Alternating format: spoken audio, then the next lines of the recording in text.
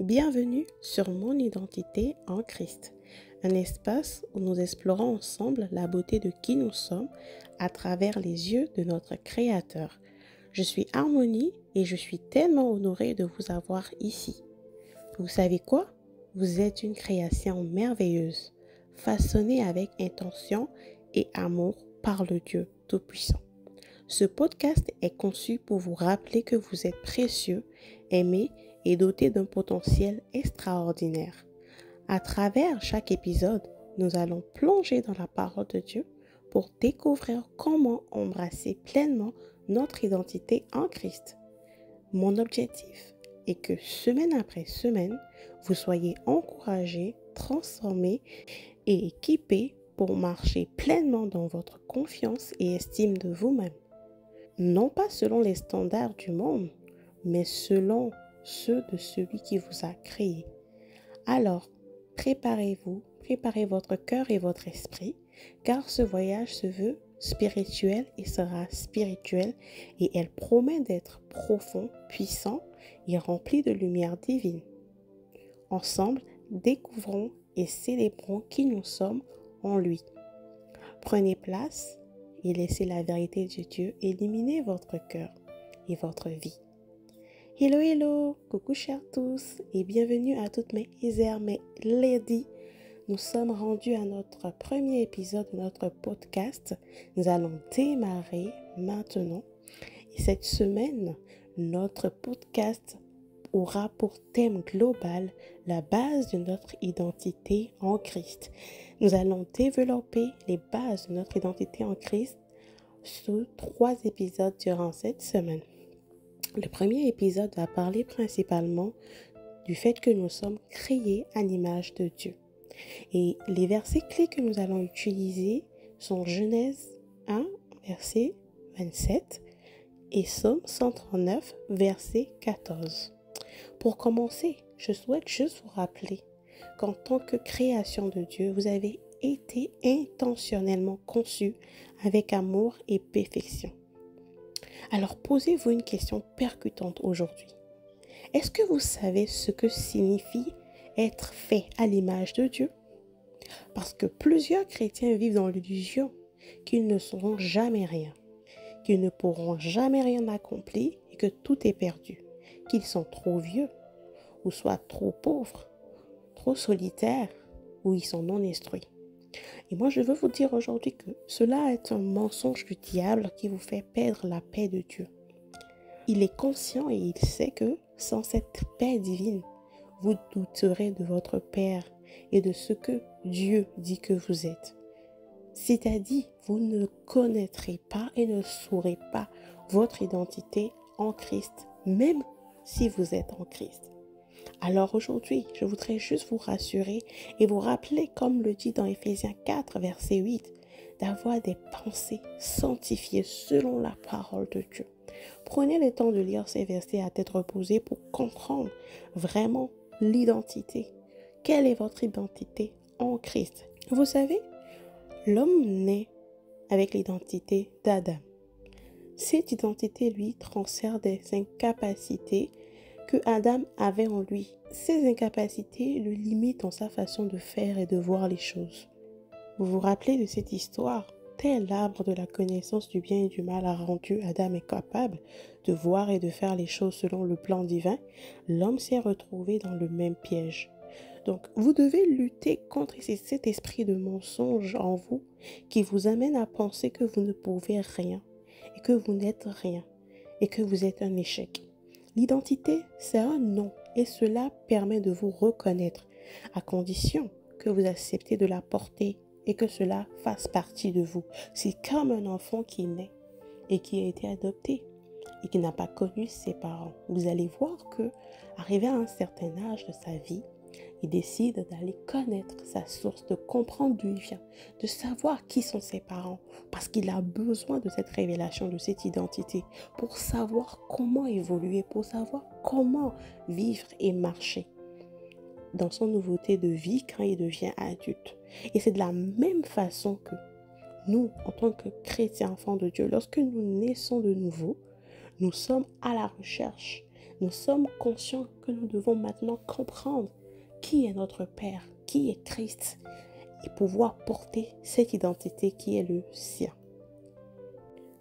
Vous devez savoir que l'ennemi travaille de façon acharnée afin de vous empêcher de manifester votre autorité et de marcher sur la toute-puissance de Dieu. Comment il fait? Il va vous distraire par des pensées impures. Et cela va vous faire perdre votre estime de vous-même. Mais vous devez savoir, comme le dit Galates 2, verset 20, « J'ai été crucifié en Christ, et si je vis, ce n'est plus moi qui vis, c'est Christ qui vit en moi. Si je vis maintenant dans la chair, je vis dans la foi au Fils de Dieu, qui m'a aimé et qui s'est livré lui-même pour moi. Et par sa puissance qui agit pleinement en moi, il fera bien au-delà de ce que nous pouvons imaginer. » Vous devez en fait lutter contre cet esprit de mensonge du diable jusqu'à ce qu'il s'en aille et que vous soyez délivrés et que vous découvriez la beauté de qui vous êtes en Christ et la destinée glorieuse qui est votre héritage éternel en Christ. Tant aussi longtemps que vous n'allez pas rejeter les pensées négatives, les pensées mauvaises, les pensées salubres, les pensées ignobles que l'ennemi dépose en vous, vous ne pourriez pas atteindre votre plein potentiel. Et quand je parle de l'image de Dieu, on va me demander, mais quelle est la signification quand on parle de l'image de Dieu? Eh bien, vous avez été créé pour refléter l'image de Dieu, ce qui veut dire ses qualités, l'amour, la sagesse, la justice, le pouvoir, la créativité, la puissance, parce que vous êtes les enfants de votre Père. Je considère, si vous êtes né de nouveau, toute personne née de nouveau qui a accepté le Seigneur Jésus-Christ comme son Seigneur et Sauveur personnel est capable de marcher et de manifester pleinement Christ. Et c'est la raison pour laquelle il est mentionné dans sa parole que vous êtes la lumière du monde et qu'une ville située sur une montagne ne peut être cachée. Vous savez, tout chrétien né de nouveau doit se considérer comme le sel dans tout repas. Et quand je parle de repas, je vais parler de la vie spirituelle en général, la vie professionnelle, la vie sociale, c'est-à-dire tout endroit que vous allez être parce que vous êtes le sel. Et vous savez, on met le sel dans des repas pour donner du goût, pour ressortir la saveur de ces repas-là. Et en tant que sel, tous ces repas qui sont la vie spirituelle, professionnelle et sociale, etc., a besoin de vous pour avoir du goût. Là où le monde perd sa saveur, nous, enfants de Dieu, nous devons, en tant que nouvelle créature, apporter la saveur divine. Comme des enfants de lumière, nous devons éclairer le monde recouvert de ténèbres et paix, et ce, dans tous les domaines de notre vie. Et c'est la raison pour laquelle nous devons d'abord et avant toute chose découvrir notre identité. Parce que lorsque nous serons conscients de qui nous sommes en Christ et de ce que nous transportons, nous pourrons aller et illuminer, peu importe cet endroit où que nous serions, nous pourrions illuminer par notre caractère, celui de Christ, ce monde-là.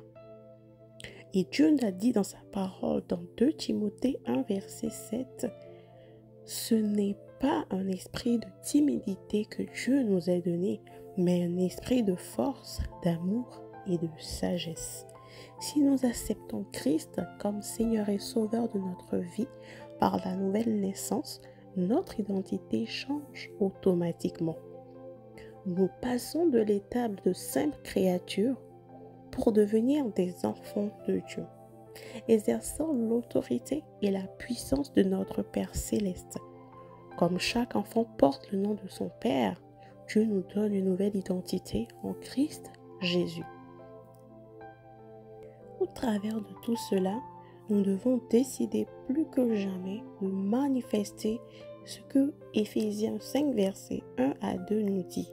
Il nous dit « Devenez donc les imitateurs de Dieu comme des enfants bien-aimés et marchez dans la charité à l'exemple de Christ. à l'exemple de Christ, c'est-à-dire tels les attributs, le caractère de Christ, l'identité de Christ. Christ marchait dans la charité, dans l'amour, dans la sagesse. Et il dit de marcher à l'exemple de Christ qui nous a aimés et qui s'est livré lui-même à Dieu pour nous comme offrande et un sacrifice de bonne odeur. Ce qui veut dire que si nous sommes une nouvelle créature avec une nouvelle identité, rien de notre passé, rien de notre ancienne position ou de notre ancienne identité d'autrefois limitée ne peut être utilisé par le diable pour nous accuser. Et c'est la raison pour laquelle nous devons accepter ce que Dieu dit que nous sommes et le manifester, car le monde attend avec un ardent désir la révélation des vrais enfants de Dieu que nous sommes. Alors, quand je parle de manifester l'identité de Christ dans ce podcast, il faudrait que vous compreniez que oui, vous devez prendre le temps de méditer la parole de Dieu, mais également de passer du temps dans sa présence, afin de pouvoir non seulement lui demander de vous révéler qui vous êtes et tout ce que vous avez besoin de doter de vous, qui a trait à votre passé, qui vous rattache à votre passé et qui fait de vous celle que vous êtes aujourd'hui. Vous devez faire comprendre dans votre relation personnelle avec Dieu que vous voulez maintenant vous revêtir de son identité à lui, de ses caractères et de ses attributs. Et c'est la raison pour laquelle vous devez comprendre que quand on parle d'identité, on ne parle pas des valeurs ou les standards du monde d'aujourd'hui. Nous ne parlons pas en fait des choses vaines, des choses insensées que le monde brandit aujourd'hui comme identité, comme apparence physique ou comme standard que nous devons adopter. Aujourd'hui, il y a tellement de personnes qui se retrouvent complexées juste parce qu'ils n'ont pas la révélation de qui ils sont véritablement en Christ. Et généralement, ces personnes se focalisent sur leur apparence physique, leur apparence extérieure, parce qu'ils ont comme un déséquilibre, un manque de confiance, un manque d'amour.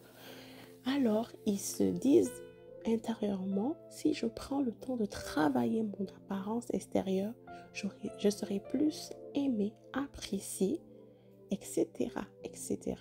Il est bien beau de travailler sur notre apparence physique, oui, parce que notre corps, effectivement, est le temple du Saint-Esprit et nous devons prendre soin de notre corps, que ce soit intérieurement qu'extérieurement. Mais ce que je veux dire dans ce podcast et ce sur quoi je veux attirer votre attention, c'est qu'il ne faudrait pas en fait focaliser toute votre énergie à travailler uniquement sur votre apparence extérieure et à oublier le plus important, qui est de travailler sur votre homme intérieur, votre personnalité, votre identité. Travaillez à ce que votre cœur soit un cœur pur, que votre être entier puisse révéler Christ, que votre être entier puisse recevoir l'amour de Dieu, recevoir les attributs, l'identité de Christ. Vous savez, si vous avez une forte confiance en vous, parce que vous êtes conscient que Dieu vous aime et que Dieu vous a appelé pour de grandes choses et que Dieu a des plans merveilleux pour vous et que vous êtes une réponse à une solution, à un problème, vous êtes une réponse à un mot de quelqu'un sur cette terre, vous allez comprendre que peu importe tout ce que vous allez vouloir faire sur votre physique, il ne sera pas plus important que le travail spirituel, le travail glorieux pour lequel Dieu vous a appelé. Alors, comprenez aujourd'hui qu'il n'est pas question, je ne dis pas qu'il ne faut pas travailler sur votre physique. Il est important de faire du sport, de prendre soin de soi, de s'entretenir. Mais ce que je suis en train de dire, c'est que notre regard et nos pensées ne doivent pas être focalisés sur notre être extérieur, mais plutôt sur notre être intérieur. Nous devons travailler à avoir des valeurs intrinsèques, des valeurs bâties sur Christ. Et nous devons travailler à ce que notre être et tout ce que nous allons faire pour être une créature de Dieu soit pour louer Dieu. Vous savez, Le psalmiste dit dans Psaume 139, verset 14, « Je te loue de ce que je suis une créature si merveilleuse. Tes œuvres sont admirables et mon âme le reconnaît bien. » Le psalmiste était conscient que c'est le Créateur, l'Éternel, qui travaille à ce que nous soyons des créatures merveilleuses. Parce que lorsque l'identité de Christ se manifeste, elle est révélée au monde entier. Et nous n'avons pas d'effort à faire pour que les gens nous apprécient, que les gens nous aiment, que les gens en fait nous fassent confiance, qu'ils veulent de nous, près d'eux, etc. Mais parce que nous avons une pleine confiance et assurance de qui nous sommes en Dieu notre Père, nous n'avons pas à quémander de l'amour des êtres humains. Nous n'avons pas à quémander de l'amour des personnes comme nous, des êtres comme nous, des créatures enfants de Dieu comme nous. Mais nous avons plutôt à travailler pour plaire à notre Père. Alors je vais vous demander de prendre une rencontre avec vous-même, un rendez-vous personnel avec vous-même où vous vous retrouvez dans votre intimité et vous prenez le temps de vous poser la question de savoir est-ce que actuellement j'ai une pleine confiance de qui je suis en Christ? Est-ce que je suis consciente de ce que le Seigneur a fait pour moi? Est-ce que je suis consciente des plans et des projets que Dieu a déposés en moi et qu'il attend de moi que je réalise? Est-ce que je sais qui je suis en Christ? Est-ce que je suis remplie assez d'amour pour moi-même? Est-ce que je suis une personne qui quémande et qui veut toujours l'approbation des autres? Prenez le temps de vous poser des questions et trouver des réponses à ces questions. Et vous saurez ce que vous devez exposer à Dieu. Vous devez exposer votre cœur afin qu'il puisse guérir les blessures qui se retrouvent dans votre cœur, afin de pouvoir maintenant commencer le travail et bâtir en fait l'identité parfaite de Christ en vous. Nous allons arrêter là aujourd'hui pour ce premier épisode et je vais prendre le temps pour prier rapidement avec vous. Père éternel, merci pour ce temps et pour ce podcast que tu as permis. Je prie, Père, que toute personne qui va écouter ce podcast et s'y arrêter, que tu puisses remplir cette personne de la pleine conscience de l'avantage qu'elle a à découvrir son identité et à travailler avec toi pour accomplir sa destinée. Père, je te prie de prendre le contrôle de la vie de chaque personne qui va prendre le temps d'écouter ce podcast, d'illuminer son cœur, de la remplir de toi, de l'inonder et de l'amener à une pleine croissance et maturité en Christ. Père, je prie maintenant que tu prennes le contrôle total de la vie de cette personne, que tu la propulses, que tu la déploies au-delà de ses attentes et que tu l'amènes de gloire en gloire pour manifester et glorifier ton nom, dans le nom puissant de Jésus. Alors mes chers ladies, c'est la fin de ce premier épisode. On se retrouve dans quelques jours pour l'épisode 2. Si ce podcast t'a édifié, t'a enseigné et t'a boosté, n'hésite pas à la partager à un frère, à une sœur, à laisser un like, un commentaire et à t'abonner à la chaîne, à activer la cloche de notification. Cela me motive et me donne de la force. Et n'hésite pas à mettre dans les commentaires quels sont les autres sujets que tu désires que j'aborde dans mes podcasts et comment ce podcast t'a édifié et t'a permis de comprendre ton identité en Christ. On se retrouve très prochainement pour un autre numéro. À très vite!